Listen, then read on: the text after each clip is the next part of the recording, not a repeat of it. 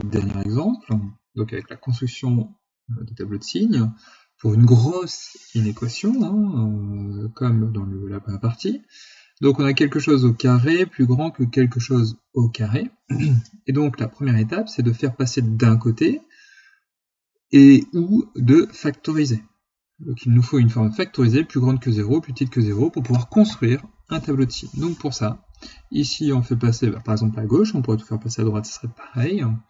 Donc si j'enlève cette partie-là, j'ai donc un moins, et donc plus grande que 0, puisque je fais une soustraction.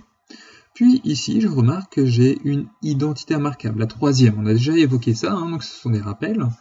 A carré moins B carré. Donc l'identité remarquable, c'est A moins B facteur de A plus B. Donc c'est pour ça que c'est mis entre crochets et j'ai laissé les parenthèses. Donc la parenthèse sur x plus 7 ne sert à rien, donc c'est enlevé. Ici la parenthèse 6x plus 1 est importante à cause du moins, ça change tous les signes. Donc 6x devient moins 6x plus 1 moins 1. Et ici, les parenthèses ne servent à rien, donc on peut simplifier directement, il n'y a pas de problème. Donc x plus 6x, ça nous en fait 7x, et 7 plus 1, ça nous en fait 8.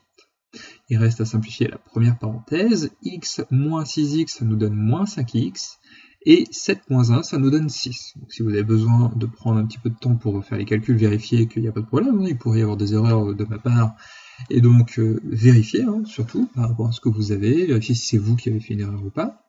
Et puis à partir de là, il faut construire le tableau de signes, et donc je vous laisse le faire, au moins vous avez la partie sur la factorisation. On va passer à la deuxième, et puis vous aurez, dans la suite de cette vidéo, la correction avec le tableau de signes. Donc ici c'est un petit peu plus embêtant, puisque je vois ici une identité remarquable d'abord, et il faut que je la fasse pour pouvoir trouver un facteur commun. Et donc pour ça, on utilise la troisième identité remarquable et on a x-2 facteur de x plus 2 pour x carré moins 4, et on ne voit toujours pas de facteur commun. Là, la factorisation de a carré moins b carré nous donnait une belle expression factorisée, c'était terminé. Là, le problème, c'est que j'ai juste un petit bout où j'utilise l'identité remarquable.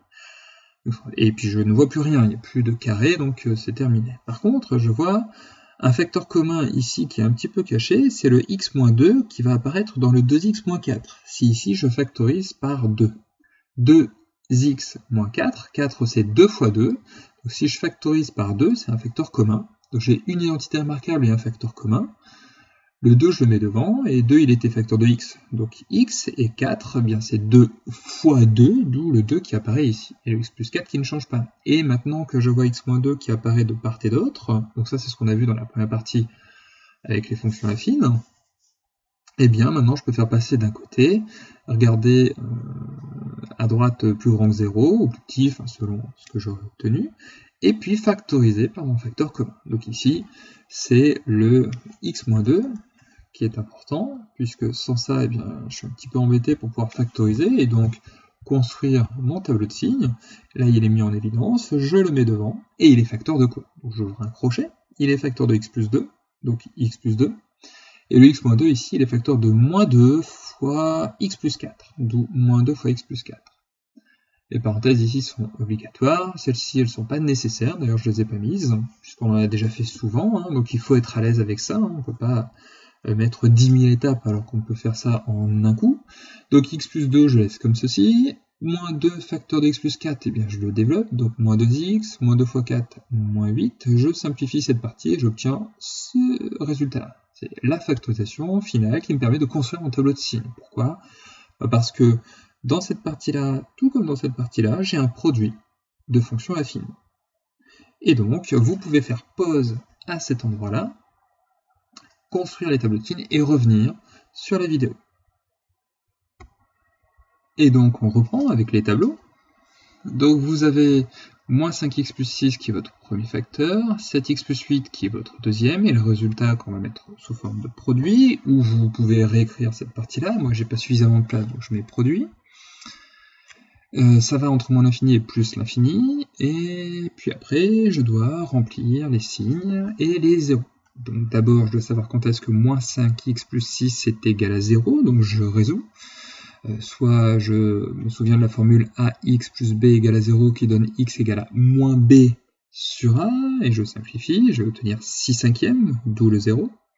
Et pareil avec 7x plus 8, donc a égale à 7, b égale à 8, et moins b sur a qui me donne moins 8 septièmes et 0 ici. Ou alors je résous directement l'équation moins 5x plus 6 égale à 0 en faisant passer le 6, le 5, et pareil avec 7x plus 8. Vous vous souvenez de la méthode d'avant et vous réappliquez la même méthode comme vous la faisiez auparavant. Puis, moins 5 pour le coefficient directeur fait que c'est quelque chose de décroissant, donc ça vient d'en haut, donc d'abord des plus, et une fois que je suis passé par 0, moins. Alors, j'ai oublié de préciser, évidemment, moins 8 septièmes est avant 6 cinquièmes. Donc, moins 8 septièmes d'abord et 6 cinquièmes après. Pour 7x plus 8, eh bien c'est l'inverse, puisque 7 est positif, c'est donc croissant. Donc avant le 0, c'est moins, et après ça monte, donc plus. Et après, plus fois moins, ça fait moins, plus et plus, ça fait plus, moins et plus, ça fait moins, et je mets les zéros. Et après, on conclut. Moi, je voulais savoir quand est-ce que le produit était supérieur ou égal à 0, c'est-à-dire plus. Et puis, j'ai le droit de prendre les zéros, donc je suis entre moins 8 septièmes et 6 cinquièmes en prenant ces valeurs, puisque les zéros, j'ai droit de les prendre. Donc, moins 8 septièmes, 6 cinquièmes pour s. Je fais exactement pareil ici, avec x-2 et moins x-6, que je vois là. x-2 est égal à 0 pour x égale à 2, moins x-6 pour x égale à moins 6, moins 6 d'abord, 2 ensuite, et je refais exactement pareil. Et voilà ce que j'obtiens. Je cherche les solutions pour avoir strictement positif, donc ici, sans avoir le droit de prendre les zéros, donc c'est entre moins 6 et 2, exclu. Et voilà mes solutions. Et ça conclut ces exemples entièrement, et je vous laisse faire donc l'exercice 11, page 141.